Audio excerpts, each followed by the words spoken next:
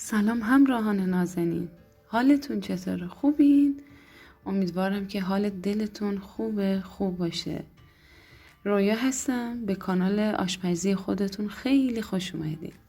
امروز یه خورشت خیلی خوشمزه داریم به اسم خورشت ناردون که از خطه سرسبز شمال ایرانمونه. فوق‌العاده خوشمزه است. میارزه یه بار امتحان کنین اگه درست نکردین. اگه دوست دارین این خورشت رو برای شب یلدا آماده کنین، با من همراه باشین.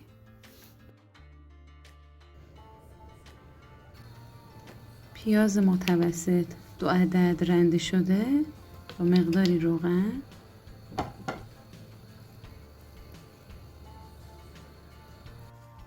یک دقیقه پیازها رو تفتش میدیم تا کمی سبک بشه. اصالت خورشتمون برمیگرده به شهر رشت. رشت نه، به شهرهای شمالی ایرانمون. انصاف نیست بگم رشت چون مطمئن نیستم اینو. توی مقاله که خوندم نوشته بودم به شهرهای شمالی. خیلی ممنونتون هستم شمالیای عزیز که این خورشت خوشمزه رو اختراع کردین دیگه. آره دیگه، میشه گفت اختراع، مخترعشون شمالیا هستن. خیلی ممنونتونم. و اما دوستان عزیز میخواستم یه چیزی اینم بگم، خیلی شبیه خورشت فسنجونه ولی بدون گردو. فوق‌العاده خوشمزه است. دوستان گلم، کانال بافتنی هم دارم، زیر همین ویدیو تو یوتیوب پین میکنم. در این مرحله 3 تارون مرغ داریم. شما میتونید از هر کجای مرغ میتونید استفاده کنید، سینه‌اش. حالا من 3 تارون مرغ میذارم، هر دو طرفشو در حد 3 دقیقه این و 3 دقیقه اون ورشو کمی سرخش میکنیم، تفتش میدیم. وقتی که 3 دقیقه هر طرفش رو سرخ میکنیم، ما بین این 3 دقیقه ها من تاوه رو میذارم.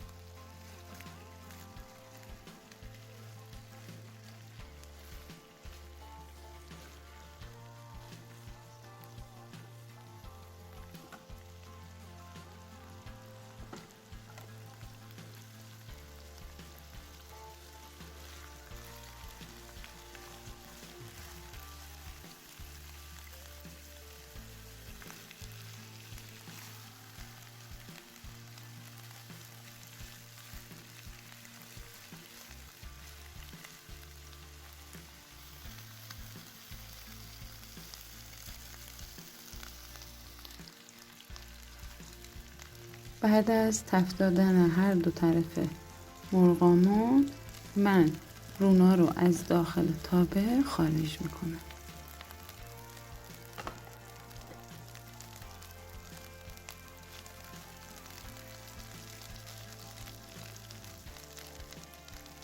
یک قاشق مرباخوری زردچوبه، نوک همون قاشق مرباخوری فلفل سیاه، به مقدار نیازتونم نمک ذائقه‌ای، کم و زیادش دست خودتونه، تفتش میدیم.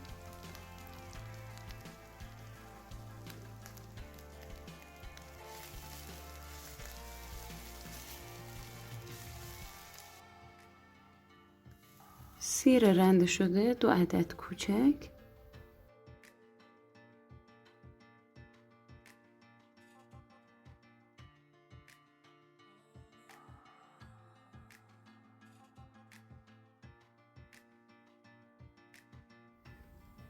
یک قاشق غذاخوری پر رب انارمونم محلی، میبینه خیلی سفته، خیلی هم ترشه.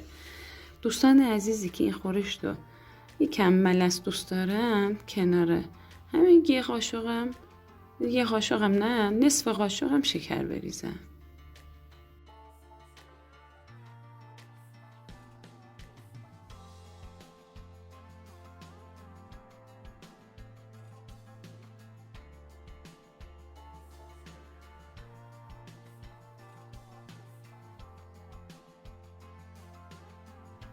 توی این مرحله تکه های گوشت مرغمون رو میچینیم داخل قابلممون.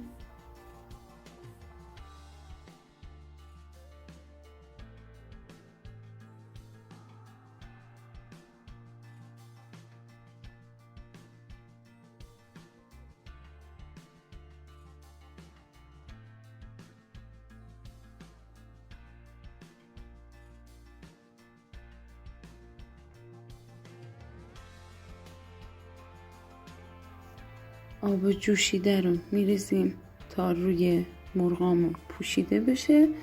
1 ساعت اجازه میدیم در قابلمه رو میذاریم. 1 ساعت اجازه میدیم تا خوب این رب انار و ادویه ها بره خورد گوشت مرغمون.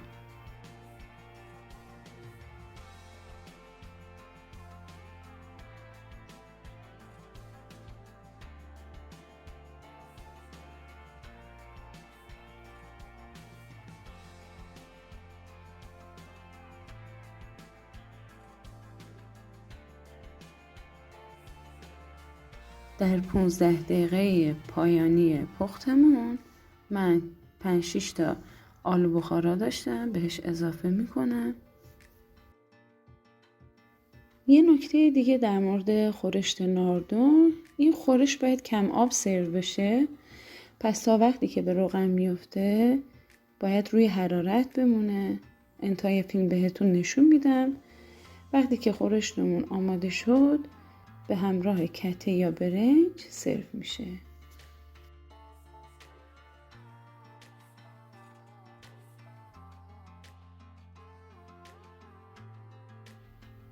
یه 2-3 قاشقم زعفران دم کرده داشتم روی تکه های مرغمون میریزم.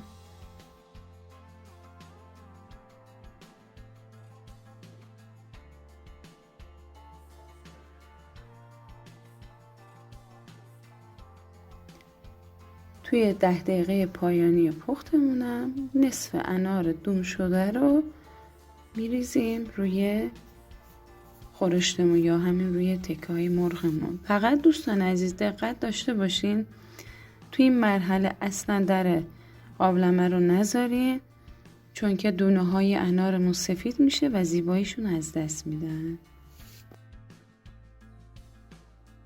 دیگه غذامون آماده است. در آخر پختمونم یه قاشق میچشیم. اگه نیاز بود نمک و شکر و فلفل سیاه هم بهش اضافه میکنیم در صورت نیاز، ولی اینایی که من گفتم به صورت استاندارد بود. مقدار اون موادی که گفتم اگه استفاده کنید، ولی فوق العاده ترش بود چون فکر کنم رب انارمون محلی بود، به خاطر جای همه تون خالی. انقدر خوشمزه بود. بخورین، درست کنید بخورین، نوش جونتون باشه. اگه دوست داشتین بعد از این که نوش جون کردین فراموش نکنید برگردین لایک رو بزنید.